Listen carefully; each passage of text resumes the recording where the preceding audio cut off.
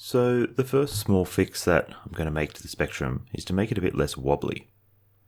Currently, when placed flat on a desk, it's rocking back and forth, making typing on it even less comfortable than typing on this keyboard normally is. If we look at the base of the computer, we see that the 4 rubber feet that should normally be here are missing, and that's causing it to rock around just on all this gunk stuck on the back of the computer. There are a few ways we can go about fixing this one, but to start, let's try these. These are just some basic carpeted floor protectors used to protect your hardwood floors from the feet of bookcases, tables, chairs, etc. I had some of these left over from last time we did some furniture moving, so let's give them a try. I think these little ones here, let's get this aside, I think these little ones will probably work okay for what I'm trying to do. They may result in the Spectrum sliding around a bit more than I'd like, but we'll have a look and see how it goes. Okay, so I've got the Spectrum ready in its filthy glory. I will have a crack at removing this at some point, but for now let's just put some feet on it and see if it's a bit more sturdy. Or I should say steady. The better solution here will be to get some rubber feet, so I'll have to go down to the hardware store at some point. Let's try not cover up the hole there. Okay. We have some feet, a little bit wonky, not perfect, but it is a temporary solution. Let's see how we go. Much sturdier, but as I suspected, it is a bit slippery, but we'll see if we can do something about that. So it turned out that in actual use, the carpeted feet weren't that bad, so I've decided to stick with them for now. I will replace them with rubber feet when I get a chance to buy some though. Okay. To demonstrate the next problem, I've written a short basic program to allow me to change the border color very quickly by just typing a number on the keyboard. The ZX Spectrum supports 8 colors: black, blue, red, magenta, green, cyan, yellow, and white. Currently, the screen is showing black text with white border and white paper, as it calls it. So there is a border section that can be a separate color from the main screen. If I run this program,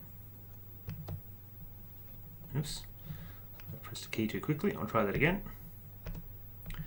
This is not the most bug-tested piece of software in the world. I can press one of the digits 0 through to 7 to select a color. Each color corresponds with a number. So if I press 0, the border changes to black. If I press 1, it changes to blue. Now I'll press 2 and go to red. That doesn't look very red to me. We'll go back to blue, red. We'll go through the other colors: magenta, green, cyan, yellow, and back to white. So you can see the colors aren't quite right. In particular, the red doesn't come through at all. The white background comes through with a yellowish tinge, and some of the other colors are a bit off, such as the magenta being a little bit too blue, the cyan being very pale, and the yellow looking almost green. Now, to demonstrate that this isn't just the TV that's at fault, I've fired up the Commodore 64. Normally I would run this over a composite video connection, but for this test I have it running over RF to be similar to the Spectrum. Now, we can see up here this TV does have a bit of a red spot. It's a little bit over here as well. I wasn't doing this the other day. I think I've left something on top of it that's caused it to magnetize a bit. You'll see if I move the magnet in my phone case near it, it does sort of affect it. So it's just a magnetization. I'm hoping I can find a degauss setting on this TV or let it discharge for a while. So what I've done, I've written a program that is basically the same program that we just saw on the ZX Spectrum, just converted to Commodore Basic. The Commodore does have more colors, and this 1 to 8 is not quite accurate. There's actually more options than that. run this and we'll go through some colors. So 0, we have a black. 1, we go white. 2 gives us a red, and we can definitely see red there. 3, I think this might be a cyan. 4, we've got a magenta or a purple. 5, we've got a green. 6, blue. 7, we've got a yellow. 8, an orange. And 9, a brown. Importantly, we can definitely see if we go back here, we can definitely get red. So it's not that the TV just can't display red or can't display it over RF. It definitely seems to be specifically something wrong with the video signal coming out of the Spectrum. Okay, so it's time for another research break to see if we can figure out what might be going wrong here. I started by going back to the same website where I found the useful information about replacing that transistor. And if I actually look down through the cosmetic video issues, the first symptom listed here is yellow screen, or a black and white picture issue on issue 2 board. I have an issue 2 board, so relevant, yellow screen, and it suggests to adjust the trimmers TR1 and TR2. If they're grotty, replace them. If you can't fix it with tweaking it, then something else might be wrong. But this first suggestion here about adjusting these trimmers sounded interesting. So I did a little bit more searching, and I found this page that talks about tuning and color adjustment on the issue 1 and 2 boards. There's some descriptions here talking about it, but this picture down here showing the board was quite useful. So if I have a closer look, we can see these two adjusters here are red-yellow balance and blue-yellow balance. Now, we were seeing a really bad yellow tinge on the screen. We were seeing no red, and the blues were wrong. So it's sounding pretty relevant that this might be the problem. So if we can adjust these balances back towards red and back towards blue from yellow, we might be able to get a better picture. Okay, let's open up the Spectrum and have a look inside again.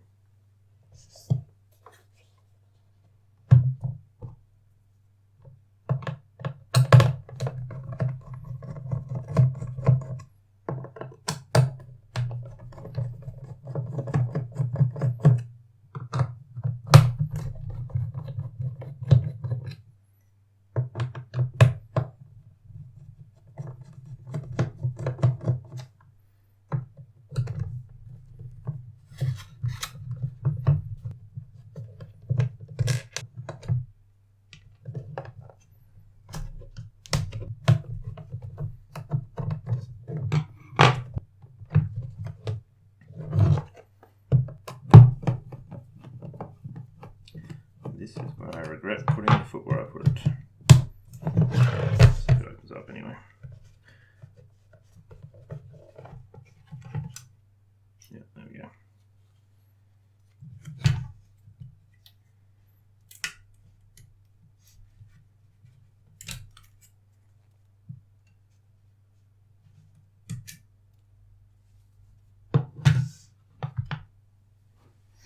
There we go. Now, according to the schematics, it's these two here that we're interested in. These handle the yellow, blue, and yellow, red levels, I think it was. So we'll hook this up and we'll do some adjustments. Okay, I have a modified version of my color testing program. This will just loop through the colors one by one, so we can make adjustments without needing to press buttons on the keyboard. So I'll run this. As you can see, it's just looping through the colors, and as before, the colors don't look great. So while this is running, I'll carefully open the top of the Spectrum, taking very good care of these ribbon cables, and I'll see if I can do some adjustments.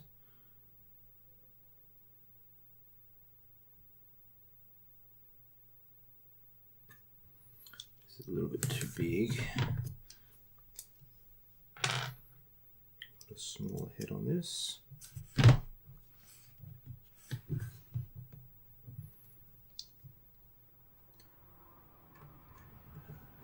There we go.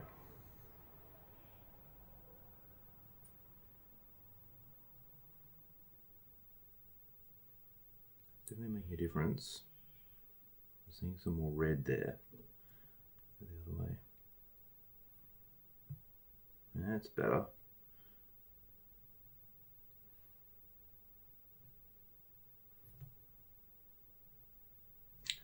Those colours are looking a lot more accurate. Let's just have a bit of a play with the other one.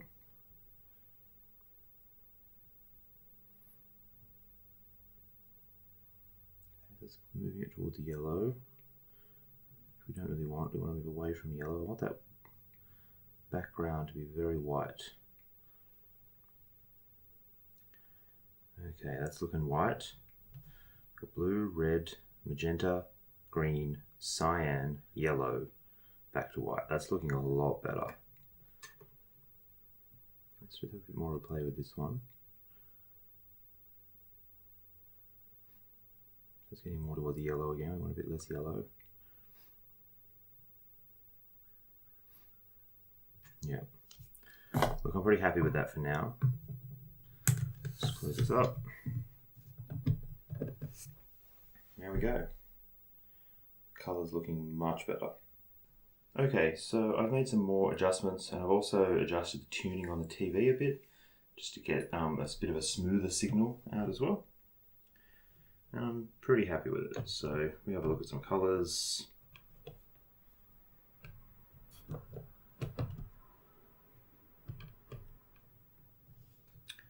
Something like that. Okay. Here's some blue and green. So we've got a bit of colour bleed around the sides. That's just normal for the RF signal. Not much I can do about that. Yeah, red and green. Let's go with ink as magenta.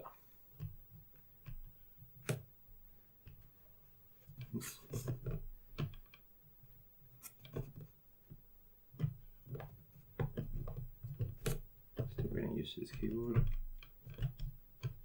There we go. Nice and readable. That magenta on green text. Kind of useless. Anyway. There we go. A few other things that I might want to do in terms of color output. There is a composite mod. A few different ways that you can do a composite mod for this. Get a bit of signal, but for now I'll probably just stick with the RF. A bit more authentic, so to say. I might also test some of the capacitors on the motherboard, because apparently those can start to go bad and affect the video signal as well. Unfortunately, it seems things aren't quite as well off now as I was hoping. After leaving the Spectrum off for a few hours and turning it back on, I found the color balance was off again.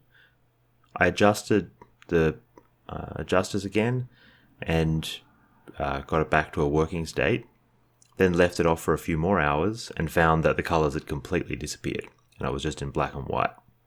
So I think there's something still going on here. There may be a capacitor issue that's causing this, so I will need to do some further investigation, but I'll leave that for another video. Thanks for watching.